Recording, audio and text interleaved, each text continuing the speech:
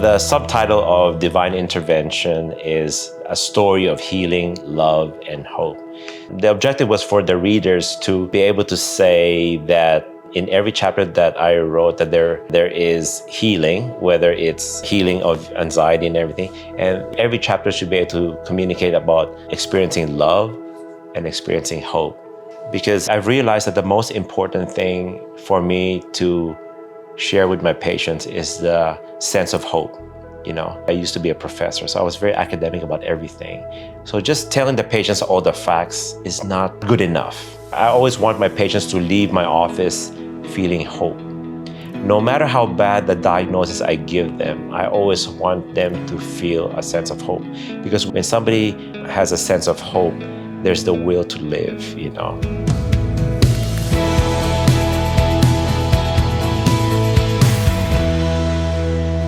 I'll just give you a brief story from my book to illustrate the point. So my daughter had a rare illness, and there is no known treatment for that illness. So there's only one protocol that came from Japan that says that patients like this can be treated with this kind of chemotherapy for 8 weeks, and then we'll see what happens. So there's a chance they get better. If they don't get better, they need a bone marrow transplant. If the disease is due to a genetic disorder, then the patient would have to get a bone marrow transplant and would have to have an extended chemotherapy until they get the bone marrow transplant. There were about 5 or 6 genetic tests that were needed for this disease. So 5 of them came back negative. And there was one test that we're still waiting on to decide whether she needs to go more than 8 chemotherapy. The chemotherapy is very harsh, so it can almost kill you.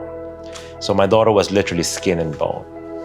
So I didn't want my daughter to go through unnecessary chemotherapy because it literally hurts her. But then we're waiting for the last genetic test to come back. There's only one center in the United States that does that test, the Cincinnati Children's Hospital. And she's already gotten 8 doses of the chemotherapy, and they're trying to decide whether she's gonna need to get 1 more or more than 9. But then the machine broke down, so we didn't have the results. So if we don't get the results by that time, she would have to get another dose of chemotherapy. So I prayed so hard, and then I challenged God by sending out texts to my Christian friends. And then I said in these exact words, I said, if faith can move a mountain, my faith can move 2 mountains. And until the first drop of that chemotherapy goes in, my God will not allow this to happen. Unfortunately, the results did not come in, and she got the chemotherapy. I was devastated because my God failed me. Because my faith said that God will not allow the 9th dose of chemotherapy to be given. Fast forward now, my daughter is healed. If God had listened to me, because I prayed with all faith that God will not allow the 9th dose of chemotherapy to go in, my daughter may not have been healed, right?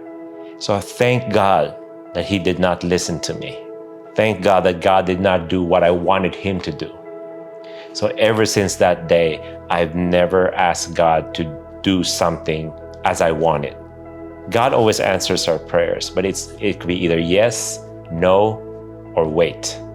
One thing I love to say now is there's one certainty in life other than death. The other certainty in life is that the sun always rises the next day.